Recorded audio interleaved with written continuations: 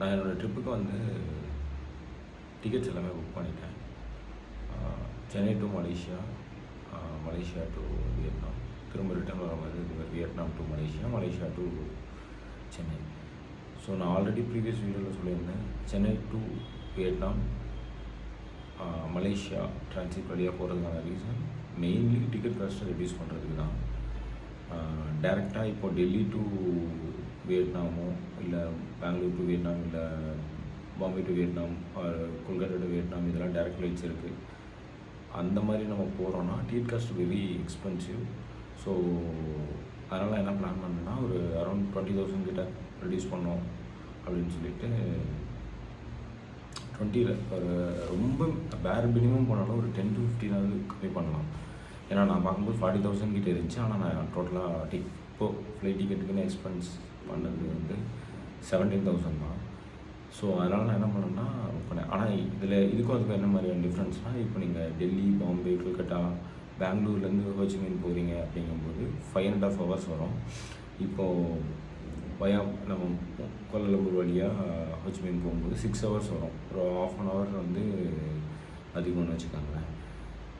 Flight tickets பார்க்கும்போது 2 விஷயம் இருக்குது. என்னென்னா, நான் ஸ்கை ஸ்கேனரில் முன்னாடி செக் பண்ணிட்டேன் எப்படி போகலாம், என்ன மாதிரி ரூட்டுக்கு என்னென்ன மாதிரி வருது. இப்போ எக்ஸாம்பிள் மலேசியா போயிட்டு ஹோச்சிமின் போகிறதுக்கு பதிலாக சிங்கப்பூர் போய் ஹோச்சிமின் போனால் என்ன, இந்த மாதிரி செக் பண்ணும்போது எனக்கு சிங்கப்பூர் போகும்போதுமே வந்து ஒரு 5,000 கிட்ட எக்ஸ்ட்ரா வந்துச்சு.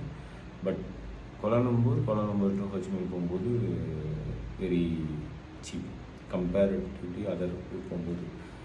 இன்னொன்று என்னென்னா, ஏர் ஏஷியா ஆப்வியஸாக அது வந்து ஒரு பட்ஜெட் ஃப்ளைட்லேயும் கொஞ்சம் ப்ரீமியம்னு வச்சுக்கோங்களேன். ஏன்னா ஸ்கூட்டு மற்ற பட்ஜெட் ஃப்ளைட்ஸை கம்பேர் பண்ணும்போது ஏர் ஏஷியா ஃபார் பெட்டர் தான். But full service carrier like Malaysia இல்லை ஏர் இண்டியா, சிங்கப்பூர் ஏர்லைன்ஸு இந்த மாதிரி கம்பேர் பண்ணும்போது அது பட்ஜெட் ஏர்லைன்ஸ் தான். ஸோ நான் டோட்டலாக இந்த என்டையர் ட்ரிப்புமே வந்து ஏர் ஏஷியாவில் தான் புக் பண்ணேன். ஸோ எந்த மாதிரிலாம் கம்மி பண்ணேன் அப்படின்னா, சென்னை டு மலேசியா வந்து எனக்கு வந்து அரௌண்ட் 7,000 rupees வந்துச்சு டிக்கெட்டு. ஸோ நான் என்ன பண்ணேன்னா, என்னோடய கிரெடிட் கார்டு பாயிண்ட்ஸை வந்து கன்வெர்ட் பண்ணி அரௌண்ட் ஒரு 2,000 rupees செலவு பண்ணி தான் நான் டிக்கெட்டே புக் பண்ணேன். அரௌண்ட் என்னோடய சென்னை டு மலேசியா டிக்கெட் பார்த்தீங்கன்னா 2,700 rupees தான். மலேசியா டு ஹோச்சிமினும் திரும்ப ஹோச்சிமின் டு சென்னை எப்படி புக் பண்ணேன்னா, மலேசியா டு ஹோச்சிமின் வந்து இந்தியன் கரன்சியில் புக் பண்ணாமல் மலேசியன் ரிங்கட்டில் புக் பண்ணேன். அது மூலமாக ஒரு 4,000 rupees வந்து எனக்கு கம்மியாச்சு. இதே விஷயம் உங்களுக்கு நடக்குமான்னு எனக்கு தெரியல. பட் நான் வந்து கம்பேரிட்டிவ்லி செக் பண்ணும்போது ஒரு ரிங்கட் வந்து நமக்கு 20 rupees எக்ஸ்பென்ஸ் ஆச்சு. பட் நான் என்ன பண்ணேன்னா, கம்பேர் பண்ணி பார்த்தேன். அப்படி பார்க்கும்போது எனக்கு வந்து அரௌண்ட் வந்து ஒரு 4,000 rupees தான் வந்துச்சு மலேசியா டு ஹோச்சிமின் வந்து. அதாவது இன்க்ளூடிங் ஆஃப் எல்லா டேக்ஸும் சேர்த்து 4,000 தான் வந்துச்சு. நான் ரிங்கட்டில் பே பண்ணேன். எனக்கு ஃபாரெக்ஸ் காஸ்ட்டுமே வந்து கிரெடிட் கார்டில் ரொம்ப கம்மின்ற 1.9%ன்றதுனால எனக்கு அதுவுமே ரொம்ப சீப்பாக தான் பட்டுச்சு. ரிட்டர்ன் வரும்போது எனக்கு டைம் ரொம்ப கன்சீவ் ஆகணும், டைம் கன்சம்ஷன் வந்து ரொம்ப ரெடியூஸ் ஆகணும் அப்படின்றதுனால 2 hours லேஓவர் இருக்க மாதிரியான ஃப்ளைட் தான் புக் பண்ணேன். ஸோ அதனால் எனக்கு என்னென்னா, ரிட்டர்ன் வரும்போது 10,000 rupees ஆச்சு. ஸோ எனக்கு இங்கேருந்து போகும்போது மலேசியா ட்ரிப்பு போகணும், மலேசியாவில் போய் டைம் ஸ்பெண்ட் பண்ணணுன்ற தாட் வந்ததுக்கு ரீசன் என்னென்னா, டேரெக்ட் ஃப்ளைட் கோலாலம்பூர் வழியாக ட்ரான்சிட் போடும்போது minimum 8 hours, 11 hours, 12 hours situation இருந்துச்சு. ஸோ அவ்வளோ தூரம் வெயிட் பண்ணுறதுக்கு நம்ம மலேசியாவை 2 days சுற்றி பார்த்துட்டு அதுக்கப்புறம் போகலாம் அப்படின்ற தாட்டில் அந்த மாதிரி பண்ணலாம். ஸோ ஓவராலாக இந்த entire trip from Chennai to திரும்ப பேக் டு சென்னை வந்து டோட்டலாக நான் ஸ்பெண்ட் பண்ண மணி ஐஎன்ஆராக கன்வெர்ட் பண்ணது எல்லாம் சேர்த்து பார்க்கும்போது 17,700 அரௌண்ட் வந்துச்சுன்னு வச்சுக்கோங்களேன்.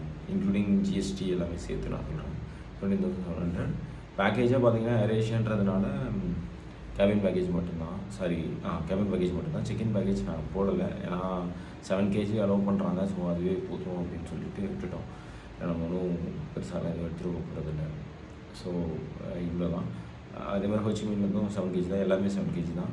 செக்இன்ஸ் இல்லாதனால என்ன ஒரு ப்ளஸ் பாயிண்ட்னா, ஒருவேளை நீங்கள் மலேசியாவில் நீங்கள் டைம் ஸ்பெண்ட் பண்ண போகிறதில்ல அப்படின்னா செக்இன் இல்லாமல் வெறும் கேபின் பேக்கேஜோடு போகிறீங்க அப்படின்னா T2 டெர்மினல்லேருந்து தான் ஹோச்சிமினுக்கும் ஃப்ளைட் இருக்கும். ஸோ ஆப்வியஸாக என்னென்னா நீங்கள் எம்டேக் எடுக்க தேவையில்லை. இப்போ நாங்கள் போகும்போது மலேசியா போயிட்டு சுற்றி பார்த்துட்டு போகிறதுனால எம்டேக் எடுக்கணும். ரிட்டர்ன் வரும்போது 2 hours லேவருக்கு எம்டேக் தேவையில்லை. அதையுமே அஃபிஷியலாக நாங்கள் இமிக்ரேஷனுக்கு மெயில் பண்ணோம்.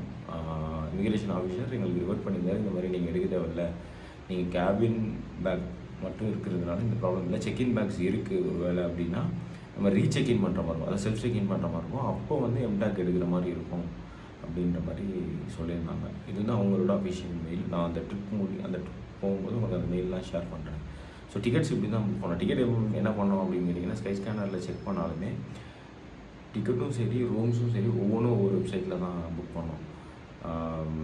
ஸ்கை ஸ்கேனரில் செக் பண்ணிவிட்டு அஃபிஷியல் வெப்சைட்டில் போய் புக் பண்ணும்போது தான் எங்களுக்கு வந்து அது ரிங்கட்டாக கன்வெர்ட் ஆகி அப்படி நாங்கள் புக் பண்ணோம். சென்னை மலேசியா டு ஹோச்சிமின் வந்து திரும்ப ஹோச்சிமின் டு சென்னை புக் பண்ணும்போது கிளியர் ட்ரிப்ஸில் புக் பண்ணோம். இங்கேருந்து நாங்கள் சென்னை டு மலேசியா புக் பண்ணும்போது என்ன பிளான் பண்ணோன்னா, பாயிண்ட்ஸை வந்து ரிடீம் பண்ணணுன்ற தாட் வந்துச்சு. ஸோ அதனால் நாங்கள் என்ன பிளான் பண்ணோம், அது வந்து கோவியூவில் போயிட்டு அஃபிஷியலாக புக் பண்ணோம். ஸோ ஒவ்வொரு இதுவும் பண்ணோம், ஒவ்வொரு வெப்சைட்டில் போய் புக் பண்ணோம். ஸோ குட்னு வச்சுக்கோங்களேன். ஸோ நான் முன்னாடி சொன்ன மாதிரி தான் இந்த ட்ரிப் வந்து என்டையர்லி வெறும் ஒரு சோலோ பேக் பேக்கர் ட்ரிப்பாக மட்டும் இல்லாமல் அந்த கண்ட்ரியோட என்டையர் எக்கனாமி அண்ட் அந்த கண்ட்ரியில் என்ன மாதிரியான பிஸ்னஸ் ஆப்பர்ச்சுனிட்டிஸ் இருக்குது, இந்தியாவிலேருந்து நீங்கள் என்ன மாதிரி போய் அங்கே இன்வெஸ்ட் பண்ணலாம், அங்கே என்ன மாதிரி சுச்சுவேஷன் இருக்குது, என்ன மாதிரி பிஸ்னஸ் அங்கே இருக்குது, அங்கேருந்து எதெல்லாம் இம்போர்ட் பண்ணலாம், இந்தியாவுக்கு அங்கே என்னெல்லாம் வாங்கினா இங்கே சீப்பாக இருக்கும், இந்த மாதிரி எல்லாத்தையுமே நம்ம போய் எக்ஸ்ப்ளோர் தான் பண்ண போகிறோம். ஸோ கண்டினியூஸாக வாட்ச் பண்ணுங்கள்.